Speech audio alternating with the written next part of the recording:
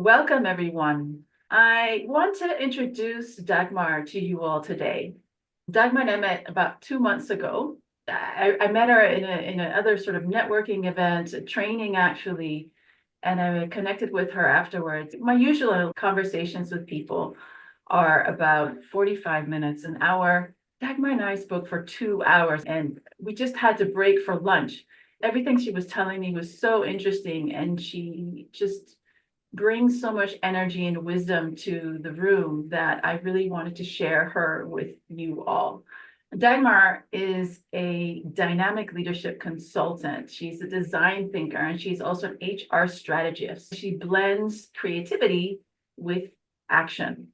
Her strong background in HR has helped her lead transformative projects.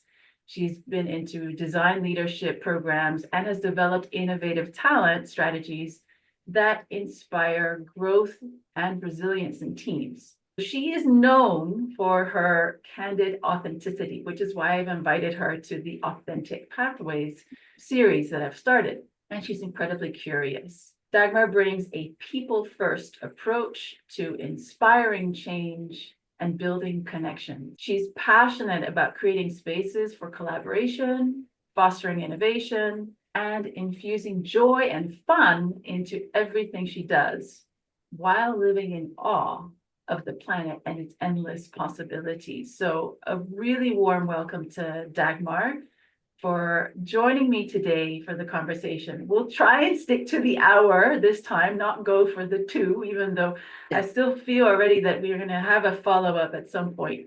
The theme that I picked for today's session is one that you wrote to me about, and you said, it's important for you to show up as your whole imperfect self. That's the theme that I wanted to talk about, unpack a bit more today. It is also something that many of the leaders that I coach, including myself, that I've struggled with in the past, to show up authentically, to embrace my imperfections. It's not easy to do. I would like to hear from you how you embody your candid authenticity. What does that mean for you? And what does it mean for you to embrace your imperfect self? I guess I'll start by saying that I find perfection incredibly boring. I think perfect things are no fun. I think they are incredibly one-dimensional. I think they're incredibly dull. For me, the imperfections of the world are the things that excite me and get me excited, and they are the treasure hunt of life. It's right. It's about getting to know people, not because they are perfect, but getting to know people because their imperfections are what make them unique and wonderful and creative and inspiring. And people's stories about how they overcome things and how they navigate the world in spite of not being perfect are the things that inspire me about life, are the things that make me feel like this is a planet I want to live on. And they're also the things that give me grace and gratitude and hope and make me laugh and give me sort of the feeling when I go to bed at night that I live on a really great planet, a really wonderful world. And I think my journey with perfection and with imperfection was a long one because I started out life thinking I needed to be perfect. I started out life thinking I needed to be this perfect leader, deliver perfect work, set perfect examples, never make a mistake, present an image of flawlessness. And it quite literally bit me in the ass because in my first leadership role, I went for perfection. And what I created was alienation. So I just alienated these people in my team because I set a standard or a fake image of a standard that was not achievable. It felt distant, it was cold, and I became the person I didn't want to be, that leader that nobody wanted to be with. And I had to take a step back, and it took me a year after making this huge mistake to rebuild and reconnect with those people because I now had to become myself. And by doing so, what I was before was a lie. That trust was completely broken.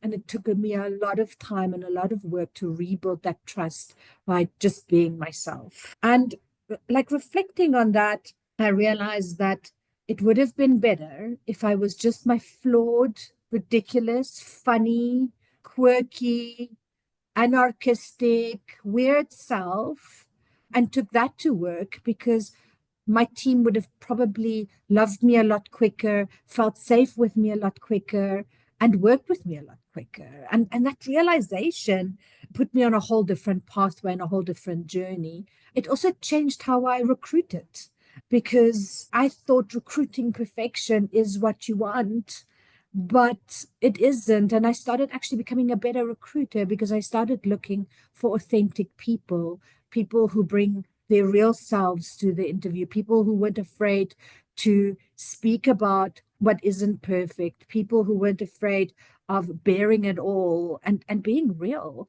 And I became better at recruiting human beings as a result of this. Wow, thank you. It's so interesting how you mentioned that perfection created alienation and actually broke trust with your team. And when you realized that you were trying to rebuild again, how did you shift personally? Because you were being sort of your inauthentic self for a while. What was the internal work that you had to do in order to be brave enough and say, actually, I am going to show up with my quirky self instead? I think loving yourself is a incredibly hard thing to do for anybody. I think looking in the mirror and really just embracing everything that you are, the good, the bad, and the ugly, is not an easy thing to do. And I mean, I did a lot of therapy, people. I will not lie. I spent an enormous amount of time with a therapist to learn to forgive and to love this imperfect thing that I am, and to live with it, and to accept the things I can't change and change the things I can, and work on myself with realistic goals, right? I always tell the story. I'm never going to be an Olympic tennis player. It's just not going to happen, right? I'm not built for it. I don't have the strength. I'm also 48 years old. So, that kite has flown for me. But I can become a really great storyteller or a really great writer. And within my perfect me, my tennis player dream, I put to rest. And I don't chastise myself about this thing that I can't become, but rather I focus on the thing that I can become, which is a great storyteller. And I hone and invest my energy in there. And I think this learning about where can I really become better and where can't I, and just owning that, just being that, and writing it down and being proud of that, and walking with your chest out and your head high, because what you are is enough. And I think that was my biggest learning, to go to work knowing I am enough and not expecting other people to tell me that, not expecting my boss or my mom or my husband, but intrinsically knowing that is true. And that's hard. That's love. Yeah. So that's where I started. We've talked about this before, but why do you think it's important for leaders, especially, to do this internal work and fully accept themselves, besides the ability to connect maybe a bit more with the team? The reality is that if you're not able to deal with your own baggage, if you're not able to put it away or eat it as such, I mean, you have to almost eat it. The reality is that you're never going to be able to go to work and truly be authentic, number one. And number two, you're not going to have the leadership strength and insight to actually share with people around how do you get there. So I think you've got to walk the mile in your own shoes. You've got to understand what it means to deal with things if you want to be able to coach and lead and mentor others, younger people who need to follow in that pathway. You also need to create, just throw out this whole myth around health, mental health, therapy, and how it's a weakness. You've got to demystify that at work, in the workplace. You've got to open the door for people to be comfortable with the idea that therapy isn't just about going when there's been trauma, but therapy is really powerful to give you tools to enable you to put you on the pathway. And I have a mental health checkup with my therapist. She's been my therapist for 30 years. Twice a year now, for 2 hours, I go see her. And it's really just a check-in, just to make sure I'm still okay. And what I don't understand is we get a sniffle, we run to the GP, and we make this investment for our bodies, but we don't make the investment for our minds. And I think investing in our minds is really important. It is so true, Dagmar, because the same goes for coaching. I have to get coached in order to coach. I can only take people as far as I've gone myself, right? I can't coach authenticity if I'm not trying to embody it myself, right? It's so true that leaders need to do that work as well. And I've established a few coaching relationships with people that also now are going on for 2 years, because after they've kind of reached this point, it is about further growth. It is about further check-ins, like for me as well. I'm on this personal development, professional journey, and it's going to be a life journey. There's not an end point, right? As you say. It's absolutely no endpoint. It's an everyday thing. And I mean, the reality is, I don't actually love myself every day. I have days where I don't feel great, where I feel I haven't achieved. I feel that there's a lot of pressure and things aren't going the way I want them to go. But I have to go back to my foundation. I have to go back to my teachings. I have to go back to what I know and reignite my flame, my own flame. I need to be my own lighter and light that flame back inside me. And that's what therapy does. It gives you the tools to be your own flint and switch on your own lamp again when that lamp goes out inside you. And it does happen. We all go through tough stuff. Life is never perfect. But I love the imperfections of my life because I know exactly how every moment, every bad thing that's happened to me has polished and shaped me and enabled me and made me smarter and faster and stronger and wiser. And now, when as an HR practitioner, I often navigate fairly intense public relations nightmares, right? Like real bad stuff happen in the world that I navigate in. And because I've had to deal with trauma and my own stuff, I'm much more equipped to deal with those things. And I'm much more equipped to have really healthy boundaries because I know where you can cross and where you can't cross. And I'm comfortable to communicate them. And I think that's also really important, that you learn and you grow from that and understand where that line is and to authentically communicate it, to be truthful about that line with your team, with your leaders, with yourself, with your husband, your children. So really important. You talked to me before about those flints, right? And your own principles about what does light you up and what does fulfill you, because this is also ultimately, I think, everyone's goal in life is to feel that fulfillment, feel they have purpose. What are some things that give that to you? I've got a few principles that I live by, and the first one is be yourself. Show up as your whole imperfect self, be honest about your challenges, be vulnerable. Then I believe in generosity of spirit. I believe being able to give is a gift. So when you are in a position to give, you have received a gift, right? So whether it is you have time to give, whether it is you have money to give, you have a gift. And passing that on for me is amazing. So giving energizes me. I believe challenges and setbacks are part of life's adventure. So when I adventure and things go wrong, I don't see them as obstacles.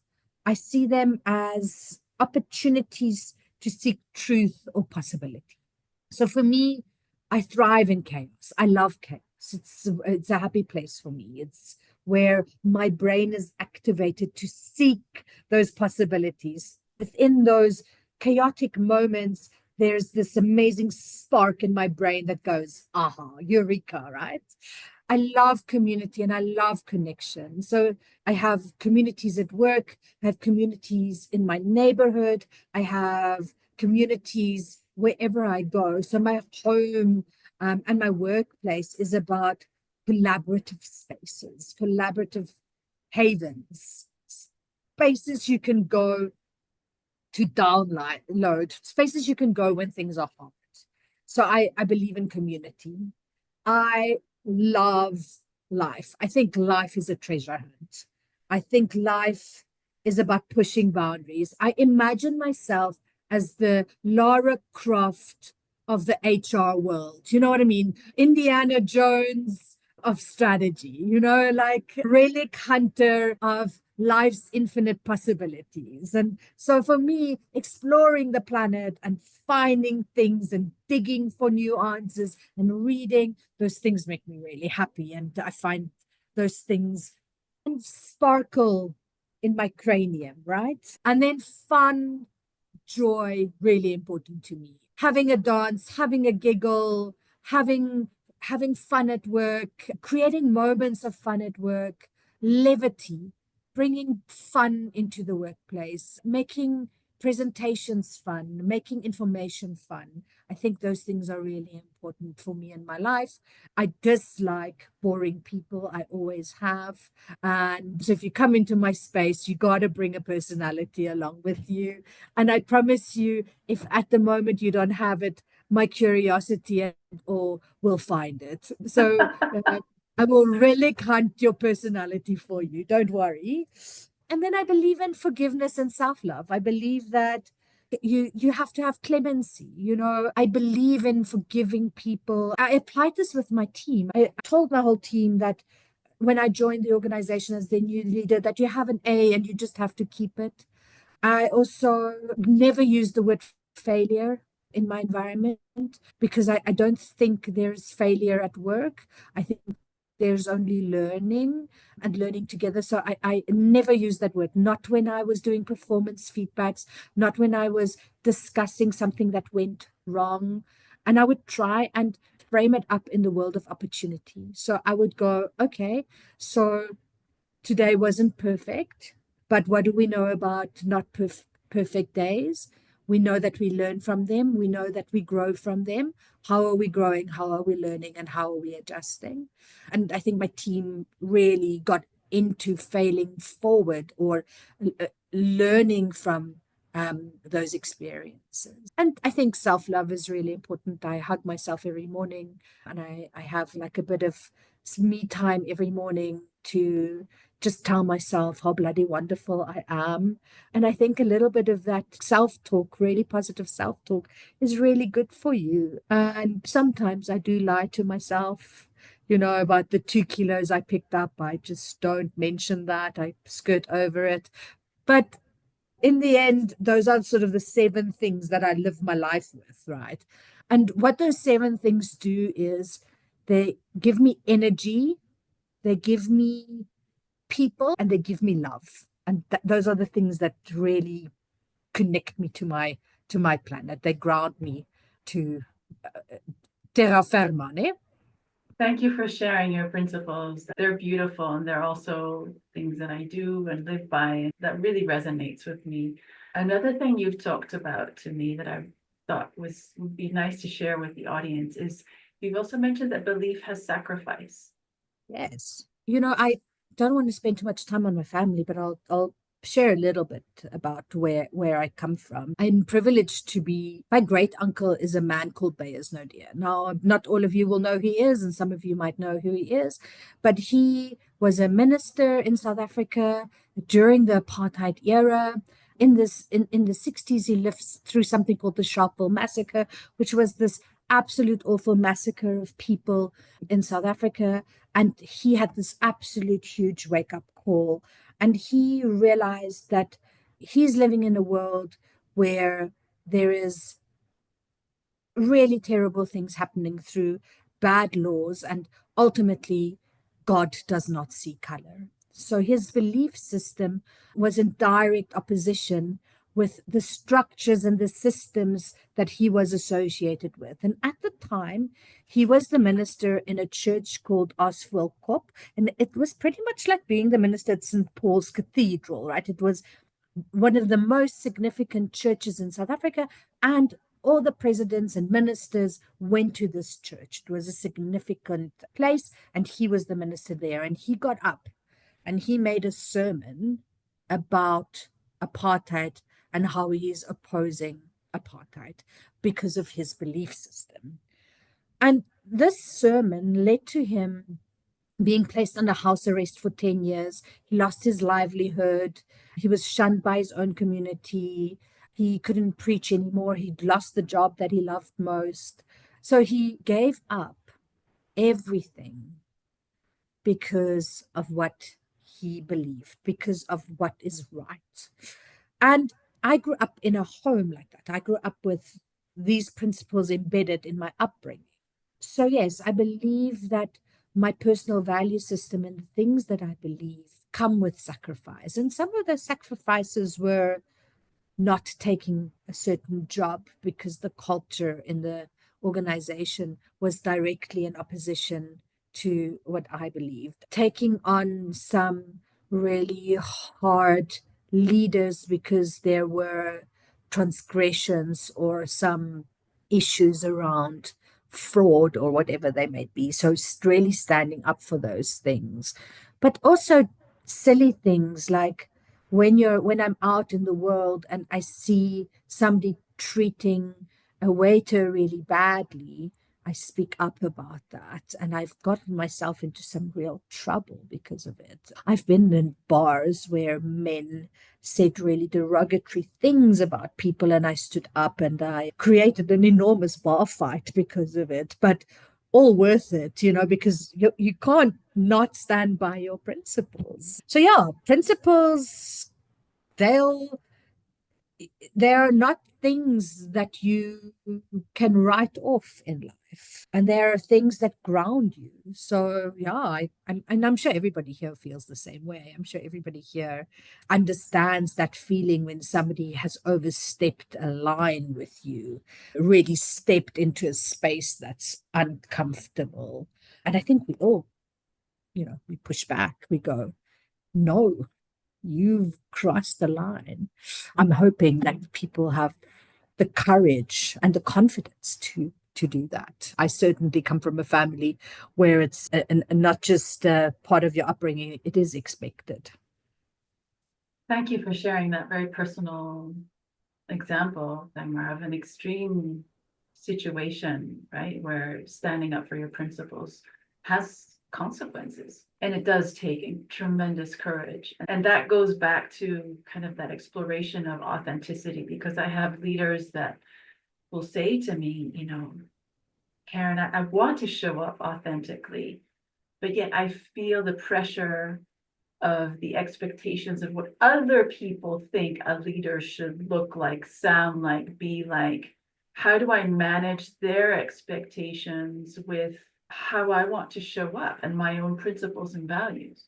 So I find this thing about opinions really interesting, because I love how people worry about other people's opinions, but if they need an opinion, they'll never go to the people who they worry about, because their opinions don't actually matter. So it's always this like weird thing for me. So you worry about their opinions, but you won't ask them for one, right? So how much value is there really in that?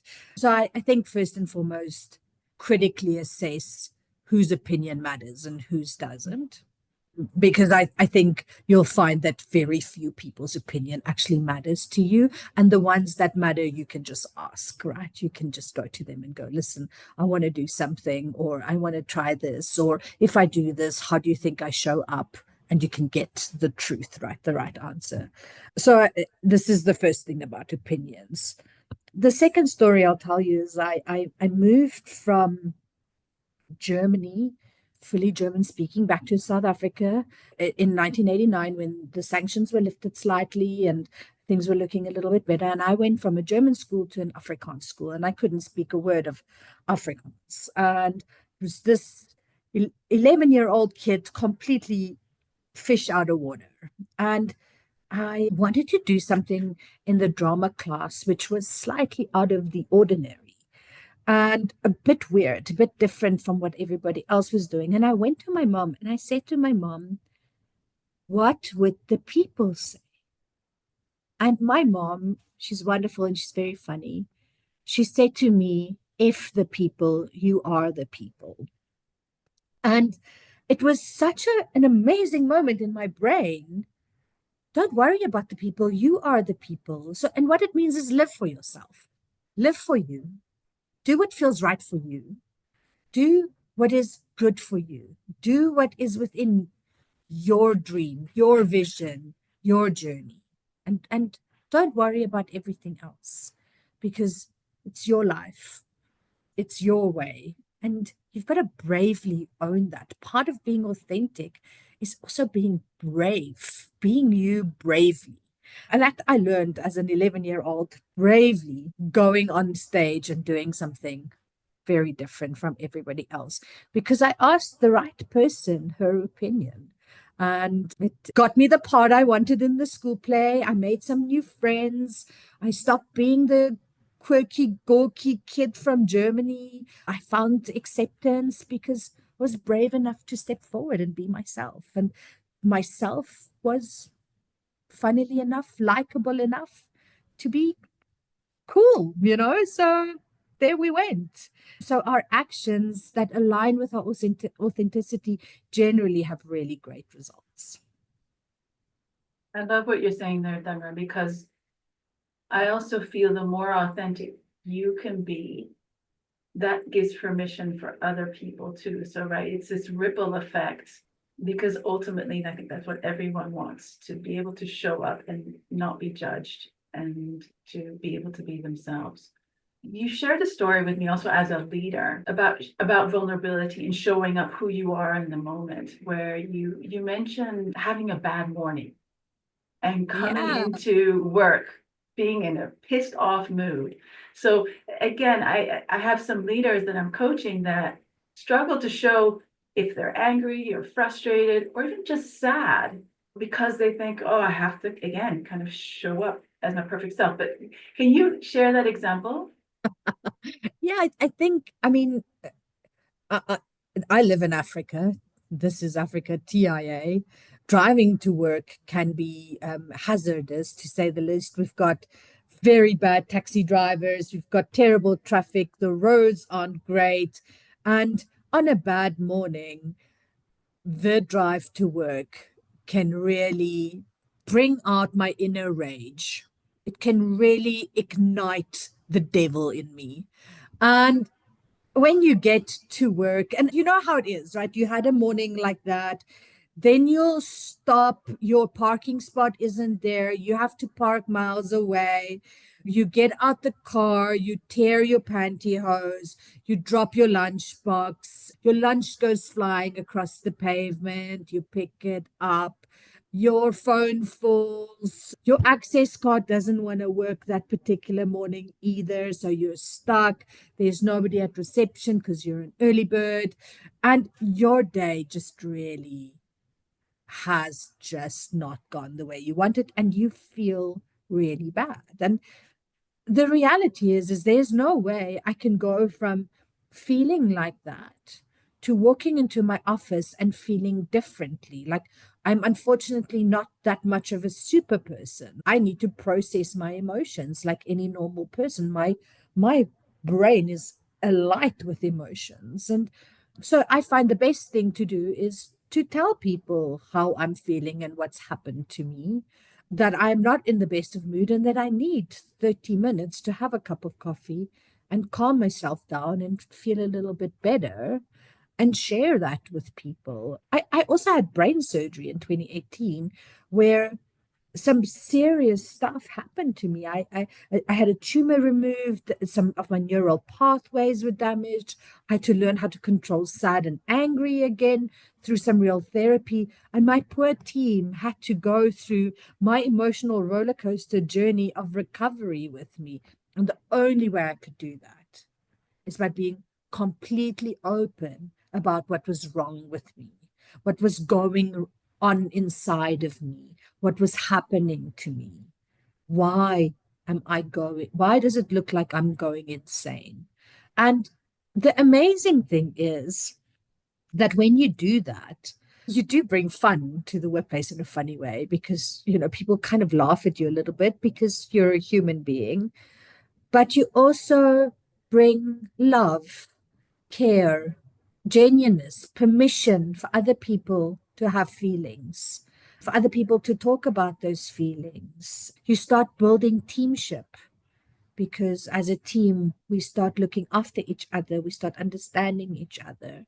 You also, funnily enough, if you talk about how you're feeling, get through the feeling much faster. So once you speak about how you feel, that feeling kind of evaporates in a funny way. It just goes poof. So talking about these things at work with others is really powerful. It's a great example. Thank you. Well, what you also mentioned that the first time we spoke related to this was that if we don't do that, that people will think that you might be angry at them, Yes, right? which is very bad. Yes. And people are such worrywarts, right? People worry about everything at work. Like if your boss looks vaguely angry, even if you have done nothing wrong, you will go sit at your desk and think about everything that you've done in the past month and possibly where could I have done something that my boss would be unhappy about. So we take on this emotion onto ourselves and then we expend an immense amount of energy on absolutely nothing, like an absolute storm in a teacup. So, yes, I think making sure that people know why you're not smiling is really important. Yeah. The truth helps. Great, great example. Thank you. All right. I would actually like to open it up to other people who maybe through our conversation have some questions. So Yes, ask me we're questions. we are a relatively small group. So feel free to raise your hand and unmute yourself or pop the question in the chat and I can read the question out loud. I mean, I know Sean, and I think Barbara connected with me on LinkedIn. Yeah, you did. Hey, yeah, I remember Yeah, that. Barbara is also in Africa. Yeah. Oh, cool. Yeah, so I think she could probably relate to many of the stories you were talking about. Yeah, the the African landscape is really interesting. Is anybody brave enough to ask me a question? Sean, you know me well. Yeah, no, let me get my microphone. There we go. You look like somebody So who's doing the cricket on TV. You know those this guys was who when I go. started the podcast. So I went and spent some money on a microphone, which I think was wasted. But hey, now I look official. So there you go.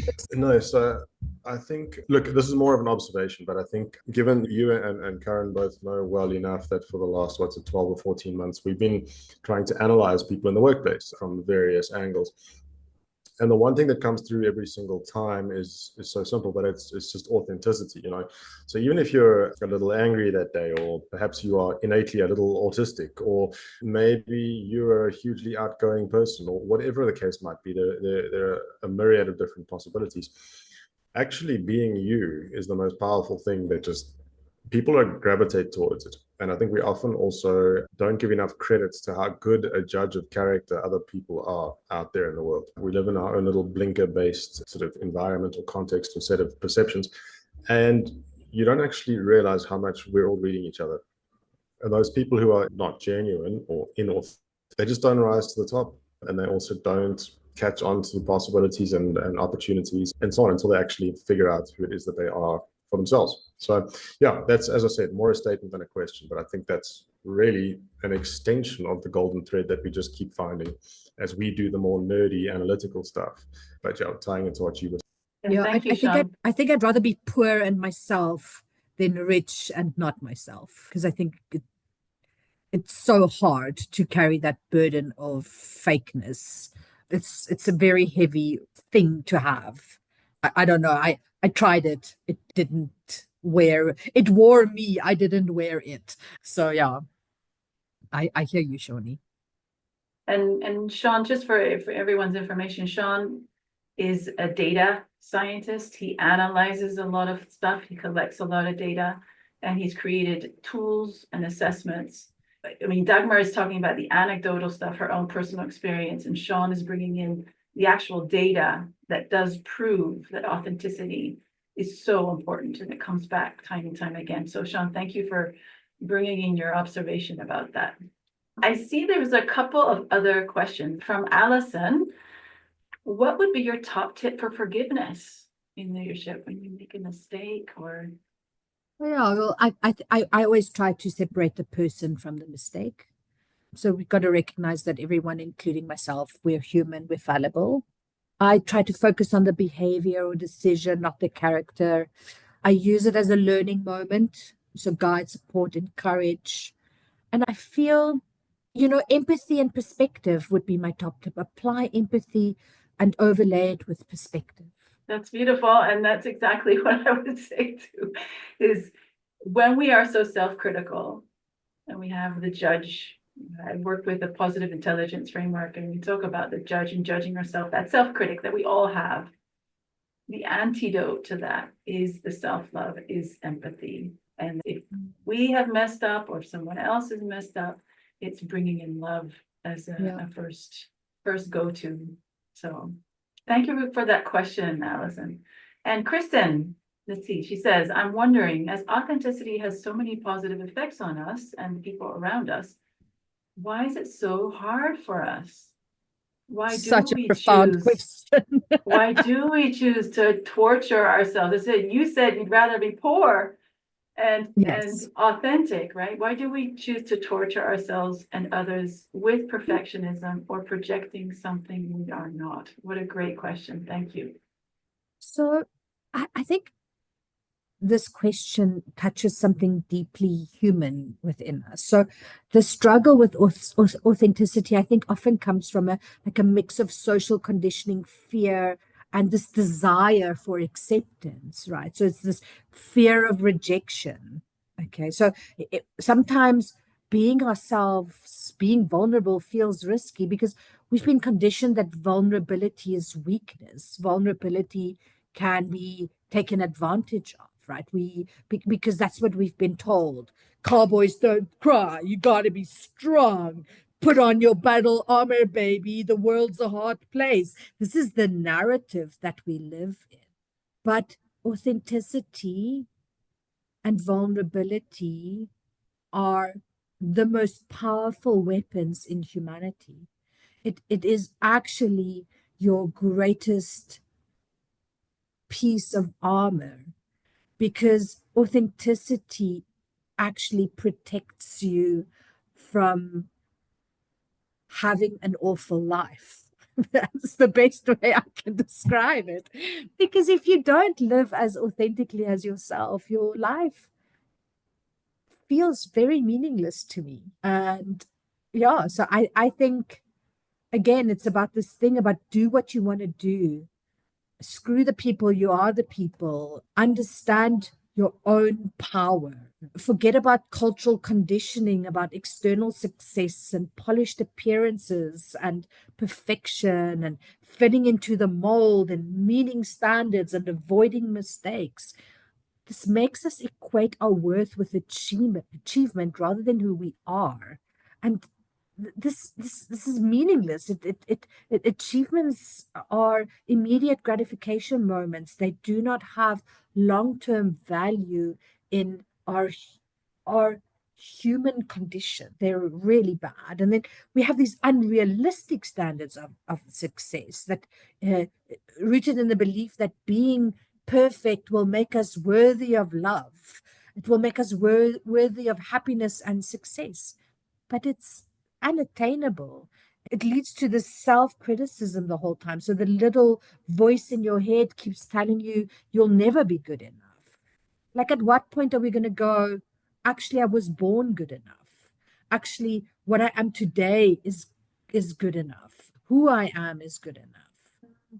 And authenticity sometimes clashes with some primal need to conform for acceptance, because we should be in a tribe, in a village, but we're no longer living in prehistoric times. We're living in modern times, and I promise you there's a tribe for all of us.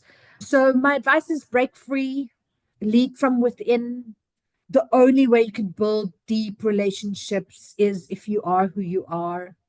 And that self-awareness is really important, that voice inside you, knowing that I am great, I am good enough. And I promise you, I tell this story when I do retail to leaders, every session I do. I go, every morning, our store teams wake up, 4 o'clock in the morning, they put on their best work outfit, do our hair, put on our makeup, put on our lipstick, take public transport.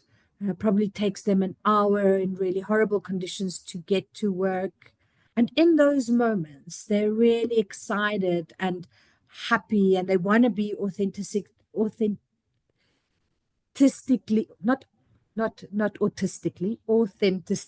themselves. And bring that to work, right? All that leaders have to do is, the moment that person walks into the workplace, is give them permission to be themselves, like you would give yourself. And again, we can't have double standards. If we expect our teams to be themselves at work, we need to be ourselves at work too. Yeah. Thank you That's for my that advice. story. Yeah. Let's see, comment from Barbara. Very few people's opinions matter. Well said, and I agree. But how can we actually consistently live this mantra in both our professional and personal lives? Yeah. So I think you got to apply some logic to your life. I think you've got to have that pause moment. So I believe in that pause moment where my brain is going 700 miles an hour, worrying about opinions, and I go, stop, stop, stop, stop. Where am I? Why am I spinning? And we go back to very few people's opinions matter. And then we analyze and we go, okay, in this situation, where am I going to go for an opinion? That person, and delete everything else, and then go there and move forward. But you've got to stop the spin. You've got to stop the spin in your brain. And that you've got to do yourself. You are the driver of your own car. You have control of the brakes in your brain. Use them and practice it.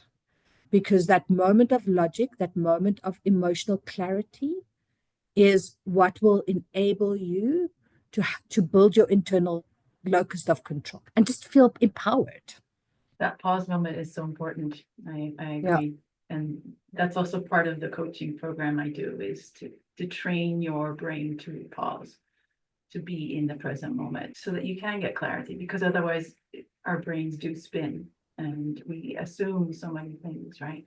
Let's see, Karabo also has a question. How do we continue to express authentically in inauthentic environments? Ooh, that's a good question.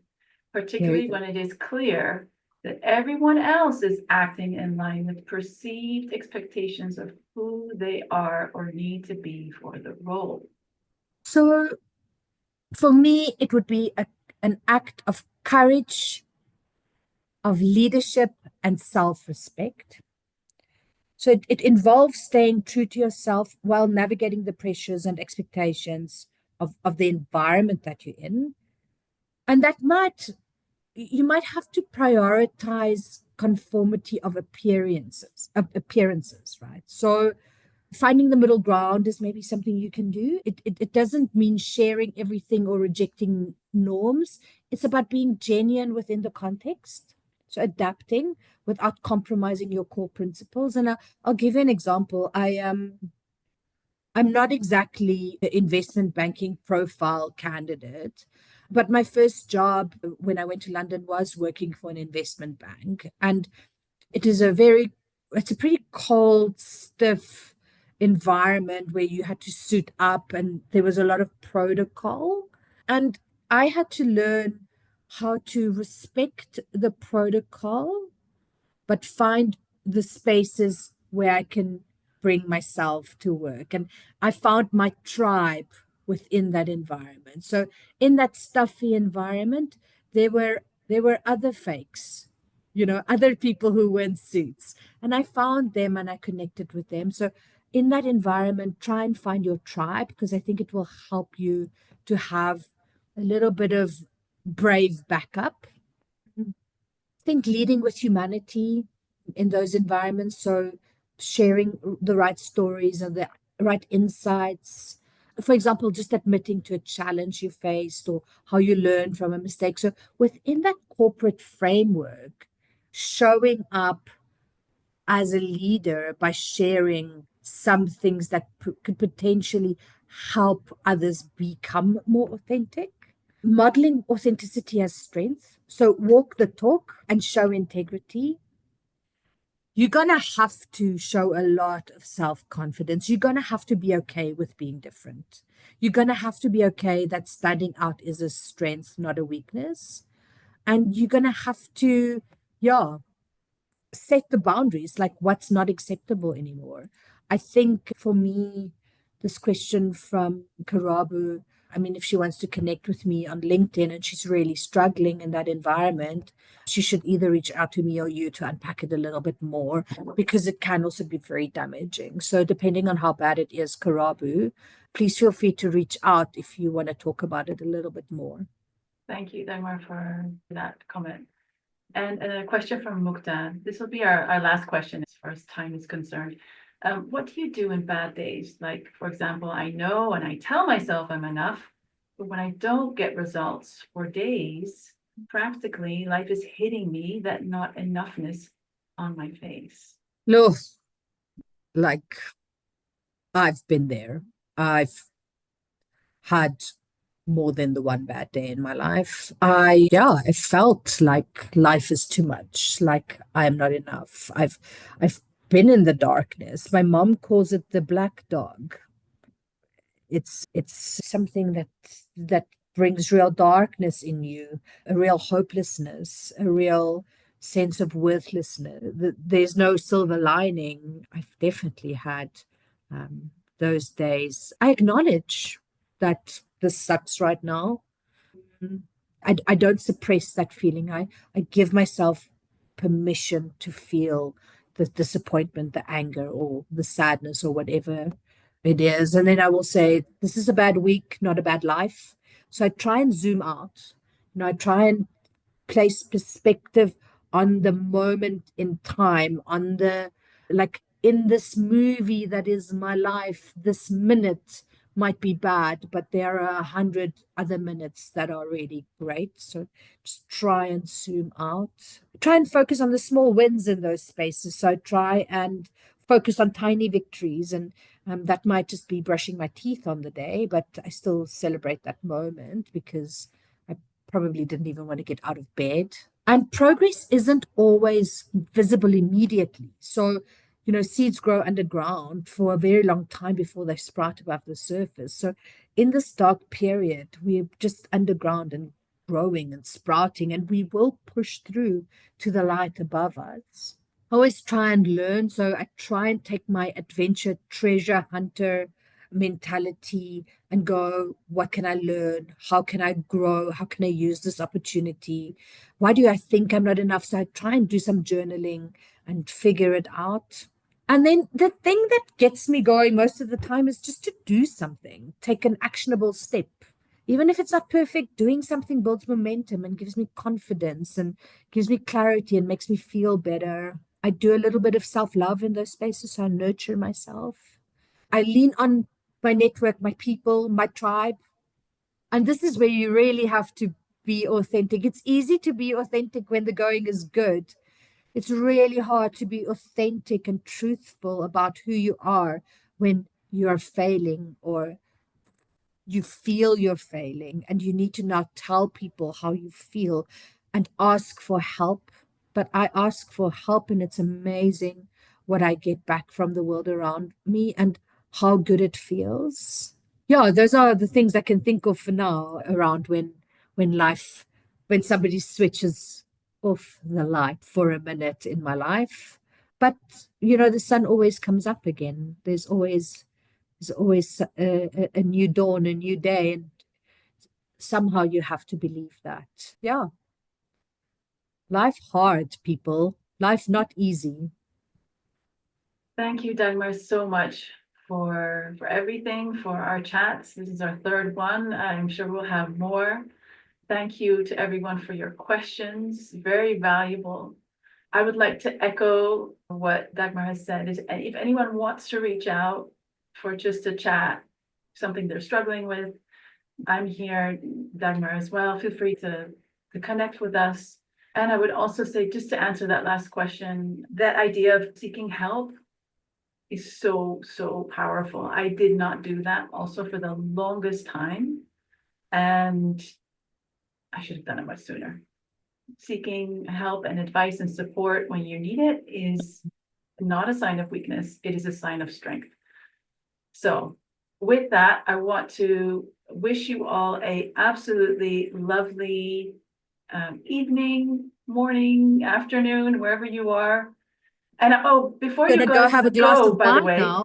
before you guys go, I'd love it if you drop in the chat a little bit of feedback for Dagmar, for myself, like a one-liner of what are you taking away from everything that Dagmar has talked about? If you could pick one thing that you want to take into your life from this conversation and the time you spent with us, and what is it? You are the people, Barbara. Own it, baby. Go rock tomorrow. I love that we had so many female leaders here today, Karen. Well, I think it's a little bit my influence. I tend to coach female leaders. Okay. Okay. Yeah. Thank you again, everyone, so much. I really appreciate you all being here and joining my podcast. Next month, I'll have a new person. Actually, I might have a man, but stay posted on LinkedIn of what might be happening in that space. So hopefully you can join another time. All right. Thank you so much, everyone. Have a wonderful time and look forward to connecting with you. Bye, guys. Bye. Bye, Karen. Bye.